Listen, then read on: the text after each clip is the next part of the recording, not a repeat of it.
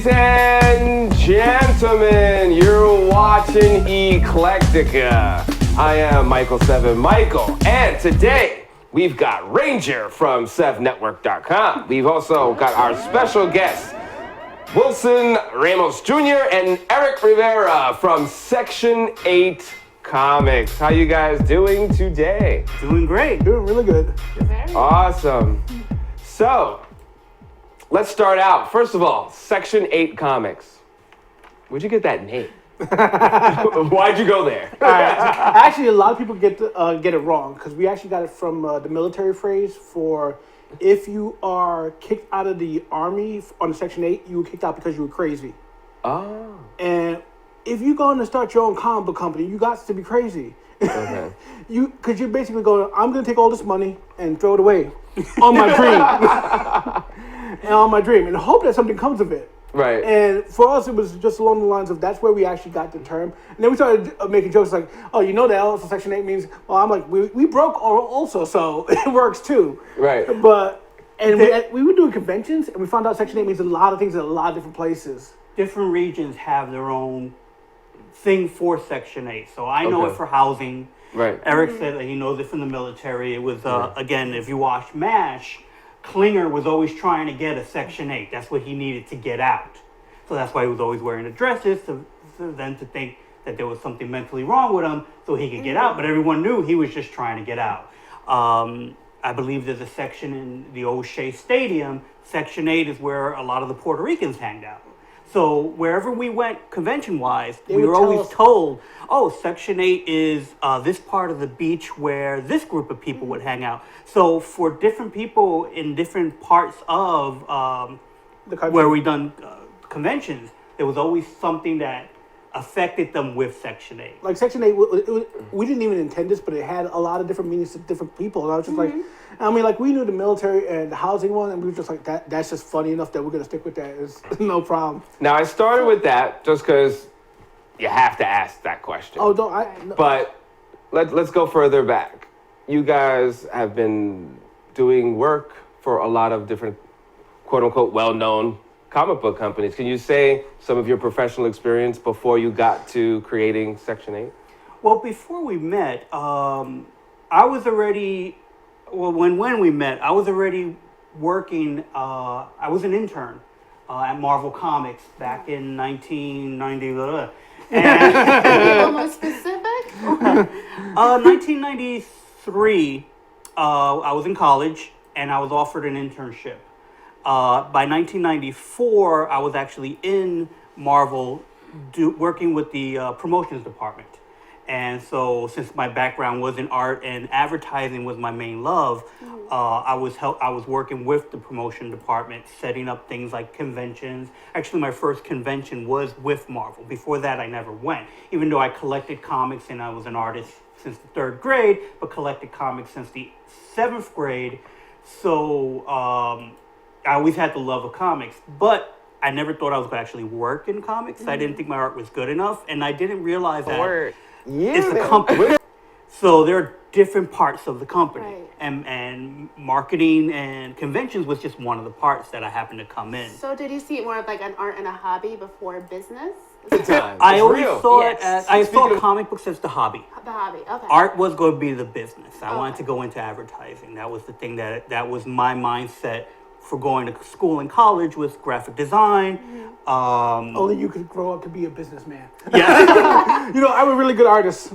Let me be in advertising. Yeah, I wanted to be an advertiser. I wanted to be the artist in advertising, not the guy who sells it, not just the guy who does the marker renderings and stuff like that. Was my main focus, and computer graphics was like minor. So it just so happened that I went to school in Dobbs Ferry, New York, Mercy College, and in the town had a comic book shop. So of course I was always at the comic book shop. Right. And hanging out there so much, eventually they started paying me. So I ended up working at the comic book shop. One of the people Pay you to leave. Just go away. Exactly. Get some books. Go away, little boy. One of the persons who owned a comic book shop, he sold it off to go work at Marvel. And the guy who I worked for, the guy who bought it from him, I would be working for him. But the other guy lived in the town, so he always stopped by the comic book shop anyway. Right. And he knew I had a degree in art, and was like, why don't you come in for the internship program? And so I went, got the program, and about a year later, I was hired part-time to work for the conventions department. Eventually, it was leading up to a full-time job. And at the same time, one of the guys from the comic book shops said he wanted to start his own comic book company. So he always said, if I ever start one, would you do some work with me? I said, sure. And he started some stuff. And what happened was, at one of the conventions, I met Eric. So at that point, I was already working in the industry somewhat in the background at Marvel. And that eventually led to a full-time job at Marvel. And I stood at Marvel for 10 years. Now, at that time, if you stay with that same timeline, what were you doing at that time? Me? Yeah. Goofing off. No, I kind of fell into comics. It was really weird because because of financial reasons, I couldn't go to college at the time. So I decided to, I was working full-time, also going to a comic book shop. And But a different shop than what different shop than the one he went to. But the guy who had mentioned that he wanted him to work for him worked at that comic book shop. And he asked me, because at the time I wanted to be a screenwriter. And he's like, do you know anybody who writes? I was like, well, I write actually, and stuff like that. But I've never written in the comic book medium. He's like, well, write it as a movie script and just write it for a short movie. And I'm like, all right, no problem. Wrote it up. He basically showed me how he changed it into a comic book with the panel breakdowns and stuff like that. And then I just started writing story after story and just sending it to him. And the problem was that we met through this company, but there was a lot of problems with getting things developed and a lot of issues. And we were basically told no a lot of times with ideas that we had. So eventually we basically just said, like, it eventually became the point that this is not fun anymore. So we were going to leave. But then we kind of looked at each other and said, why don't we start our own company? Let's see what we can, without anybody saying no to us anymore. Let's see what happens. And we started Section 8. Yeah, Now, there's this Section 8 cover with, it looks like Wonder Woman? Wonder Woman. Guilty as charged. That is actually a Section 8 comic book that DC put out. DC Comics has a... Yeah, after we came out with the name Section 8 Comics, Wow. they have a titled book, Section 8. So that's why we've never put the title Section 8. That's the name of our studio. Wow. None of our Not books the are name of the none book. of the books are named Not- Section 8 okay. for that reason, because that was just a fight we didn't want to have and stuff like that. It's DC. It's DC. DC. And it's like what's called, and it's one of those things where Section 8 is just, it is a common phrase and stuff like that. Again, like it has the military connotations and stuff like that. So who owns it? Well, the thing is that we own it as a studio name, not as a printing name, as an IP, because Gotcha. there is no Section 8 book. So they have a character named Section 8. think it's a Not team. character, a team named Section 8. I think similar to like Suicide Squad, where... they're But these are oddball. your guys, right? I can't see that. From No, that is not ours. So if you look up Section 8 Comics, you'll find us. But if you look up just Section 8, right, that's the DC team. Oh. Interesting. Yeah, that's the thing. Is that what's called, our books are like Star's Edge, Dark Bloods, Gaidojin. Those Okay, are all our hold books. up your books. 'Cause I want to make sure. And those are complete series. Correct? Well, what we I did- want to make sure people check out your stuff. You can just hold that up to the Yeah. camera. So what we found working with the other company, the main problem was comics were being run part-time. And we could not... What's the price tag on that cover? You can sell it. They're now on sale for. And I'll hold it up close over here, actually, if you could, and I'll do like a close-up thing of that. But So what we decided to do is, like, one of the pitfalls that we've seen working with independent companies was that a lot of the times the process was treated very much part-time. And because of that, we realized that a lot of the books, especially our own books, were not really being done because we were being tapped to use our skills to put other people's books together, but not our own. So it got very frustrating. So we decided, let's do our own books. Now, I was fine working at Marvel and I enjoyed being there, but at the end of the day, I don't own anything. Right. You know, I'm a cog in the machine that could be replaced. So being able to do my own stuff on the side, but treat it more like a full-time job, Right. help us get things done. Unfortunately, it is one of those things that was part-time. So because of that, it's trying to get that balance to get things done. So one of the things we decided to do, especially with our first books, was to do a one-shot graphic novel. This way here, the story's done. Everything that we do is a series of one shots. There's not going to be an issue 2, issue 3, issue.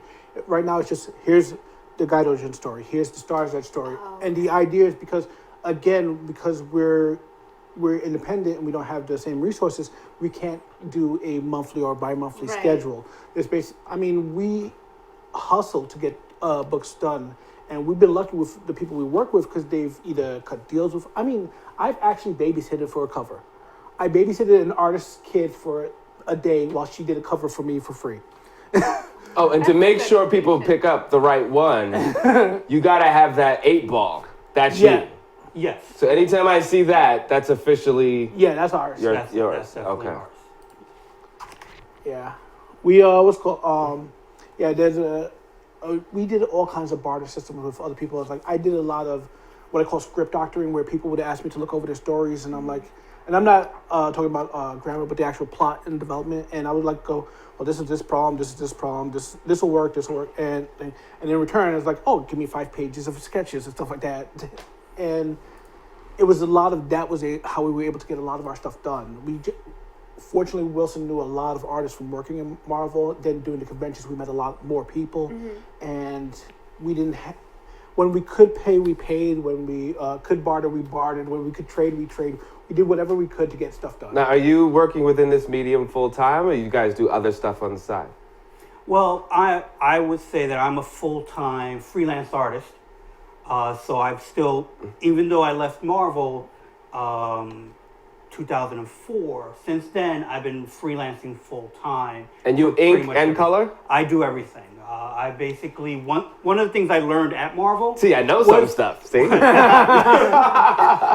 I mainly learned at Marvel was to be on hand for anything. A lot of my freelance work, I got it because I happened to be there after 5 o'clock, and an editor was like, "Oh, we need someone to do this." And it's like, "Oh, I could do that, Yeah, or just do jump this," right in. and I jumped right in Right. and did it. So I learned to pencil, ink, color, letter.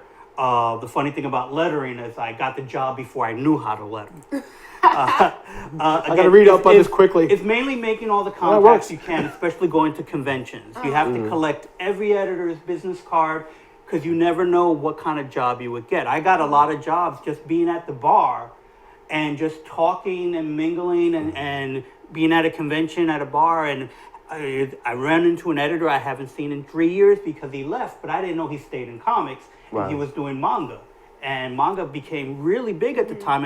And he asked me, well, what are you doing? It's like, well, I'm doing, graphic design. I'm doing paste up mechanicals. I'm doing stuff kind of more behind the scenes and coloring. It's like, can you do lettering? It's like, well, what do you have?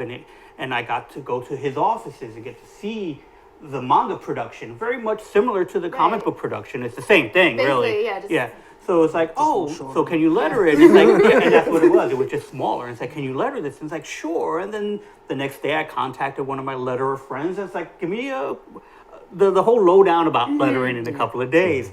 And I pretty much learned how to letter doing manga books. And they're 300 pages Yeah. per book, where the regular comic book's 22 pages. Now, So- Eric, are you still a screenwriter or Well, no? I never really got really successful with writing, so I became more behind the business with everything. So I do all the hustling for us, as in I coordinate the artists, I coordinate the writers, stuff like that, and I do that on a part-time level. I also work IT day job and stuff like that. We do a lot of hustling to get things done. Comic books is a crazy industry because you really don't make money on your books. You make money on advertising in your books, or you make money licensing, or you make money on supplemental things like we'll make money on shirts and stuff like that. But with what it costs to print up a book, to put a book together, you're not going to make a lot of money coming off that book. But if you get to be popular enough, I'm talking about as an indie guy, you might be able to sell a bunch of shirts with your character. I'm about to say, you're just Section 8 because you could, as far as what you guys explained, you could use it so many different ways. Right. You must be selling a ton of shirts. Well, what's called certain convention. It's funny because at certain conventions, the shirts go. Then other conventions, you're just like, and it's you never know the vibe of the convention until what's called you're there, and there's like, we should have brought this product and this product because that's what these people want. And then you go to another convention, it's like, oh, we should have brought, but after a while, you start to feel the vibes of the different areas and stuff like that.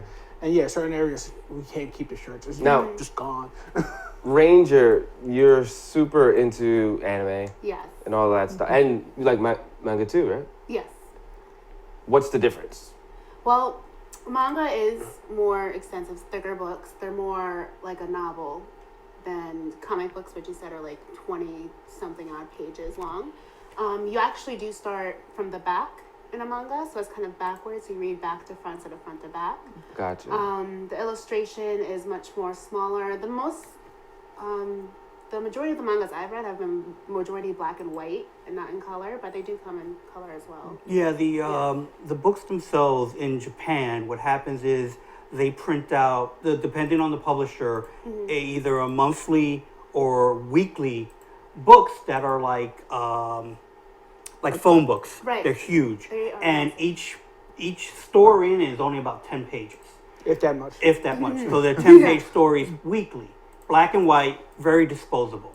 And then what happens is by the time we get it over here, they'll take those 10 pages from all those weeks and make a big what we would Digest. call a trade paperback or digest. Okay. In Japan, I think it's called a tokapan or something like that. It almost sounds like a Pokemon name. But it's basically this like what we would just consider a trade paperback that reprints all those books. And then the covers will be in colored, and sometimes they'll put in like special color stuff. Right. So the things that we see in America is only a portion Of what they of get in how they Japan. put it together Yeah. in Japan.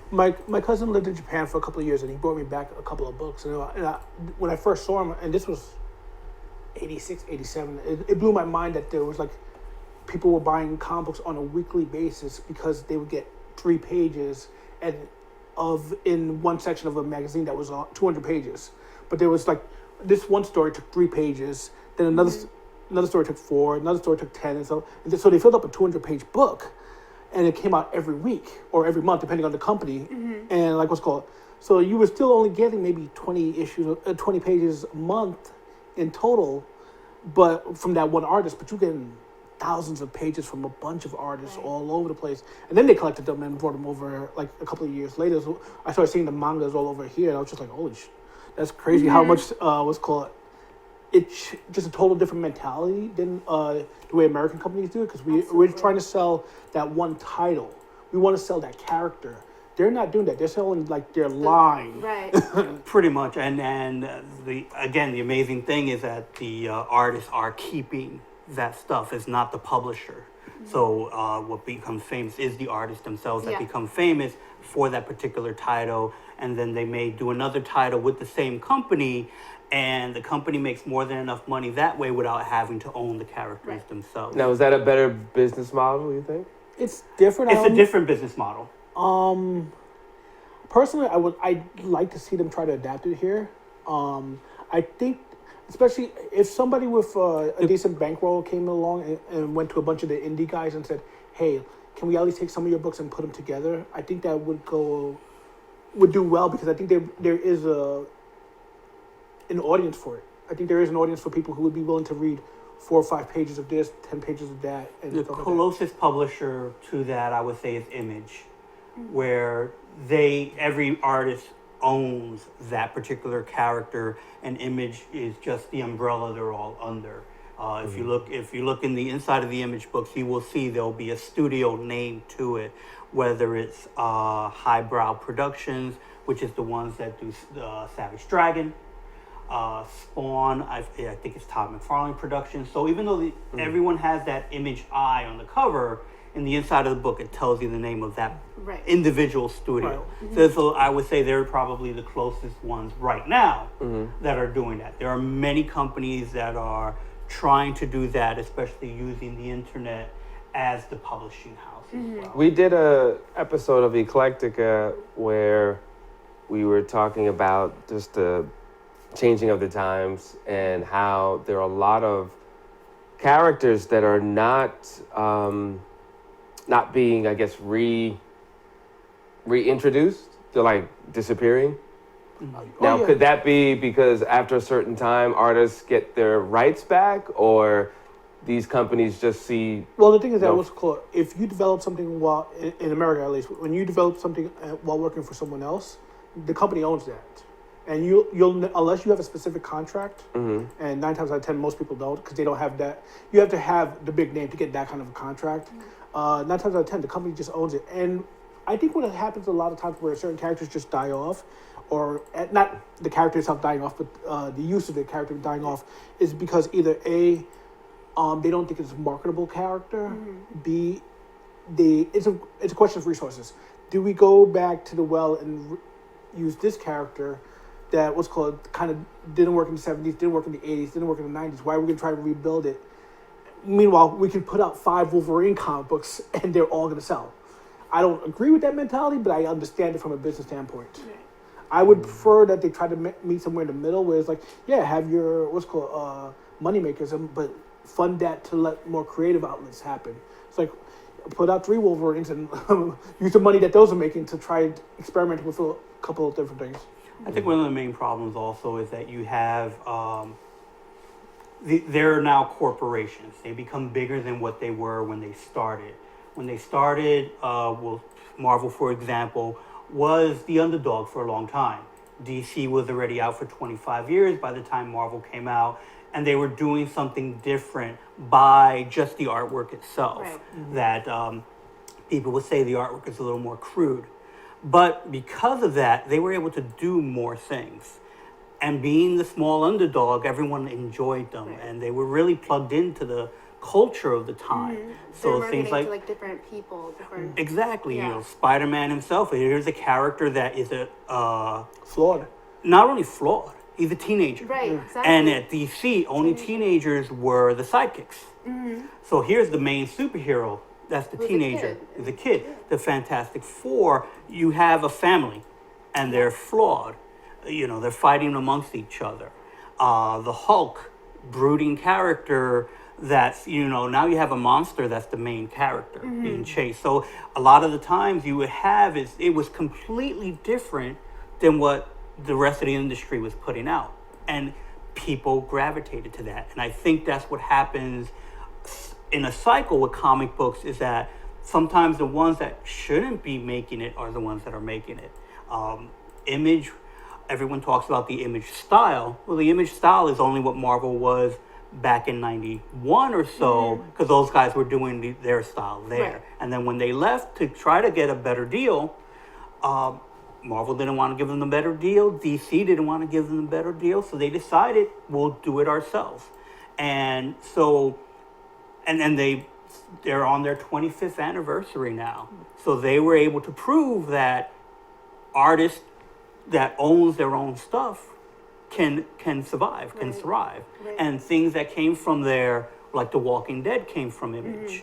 You know, Spawn is coming out with another movie. Rob Liefeld is kind of bringing back his characters. Actually, And- you just brought up a good thing, and I got to interrupt you because Sure. we don't want to run out of time. The success of The Walking Dead, and you're a screenwriter. Well, I mean, are we going to see a TV What are your show, thoughts? Section 8? Are we going to see, Well- animation? well, actually, it was funny because I am what I call an all-around geek. I'm into a lot of different hobbies and a lot of different things. So we actually decided that what we were going to do was come up with. We had a comic book concept from way back that we thought would be really fun to play with and stuff like that, or something original. And I was like, how can we do this a little bit different? So I said, you know what? I got a bunch of my friends, and we turned it into a role-playing game. And we're going to role-play out. I'm basically going to write up the script of the scenario, and they're going to play out as the heroes. And then based on what they're doing, I'm actually going to change my script of the comic book, and then I'm going to send that out to be actually made. So we're going to play we're going to record the gameplay of a role-playing game, being us being geeks, put it out there. It's gonna take a little bit longer to do because I want to include some of the art from the comic book that we're gonna eventually produce. But basically, this role playing game is going to determine how the story goes, and I like the idea of feeding in from a comic book to a show and back and forth. And with The Walking Dead was interesting to me, and the connection in my mind is that Walking Dead basically said, hey, we're going to create a brand new, for lack of a better phrase, genre on TV, which we had never seen before, which is basically zombies. Zombies had never really appeared as a genre on TV before that. And I think that's what appealed to so many people. I mean, because if you look at all the other comic book adaptations, people put it off onto like, oh, it's The Flash. You're either into it or you're not. Gotham. But Walking Dead had kind of a universal appeal because it was just basically saying, we're going to take a really good story, make it online in a video format, and make something that everybody can enjoy. But you also still have the comic book, which is a different world itself and stuff like that. And I was just, the idea we had for the show was to grow on that was just, it's a comic book, it's a game, it's a comic book, it's a game, and go back and forth. I would love to be able to take a bunch of our concepts and turn them into cartoons. We have a character called Ninja Mouse that was made by a delirious artist in 24 hours. It was part of the 24-hour comics challenge, and it was basically you had to sit down and for 24 hours create a comic book from the start. Nothing in mind. Just sit down, blank paper, and just start working on it. Within 24 hours, have Within 24 hours, pages. try to finish. So a page an hour. Yes, pretty much. Wow. Okay. And it was one of those challenges put out there that we did, and it was one of those things that was really fun to do. I haven't done it since because it does take a lot out of you. But the interesting thing about the experiment was to basically take everything that I learned in comics up to that time. So I made him a ninja because ninjas don't talk. I made him a cartoon mouse because it's quicker to draw. Right. I put him on an island to train because there's a horizon line, a couple of rocks, and then the island's there. I did a bunch of pinups and then just did the story as it progressed. And it was just a lot of fun to do and just making, and after a certain time, the art gets even rougher and rougher because now you got to go faster and You faster. can tell which is hour 1 and hour 12 art and hour 18 art. Exactly, because there is a it's just difference. trying to get it out as quickly as possible. But it was enough of a fun character. It's like we should do something with this. Right. And so we printed it as a comic book in black and white because there was no way I was going to be able to color that. And then later on, I decided to put some colors to it, and it looked really good in color. So we put it in color, and we decided that this is a cool enough character that we might be able to do more stuff with it. We're going to be right back. Hold that thought.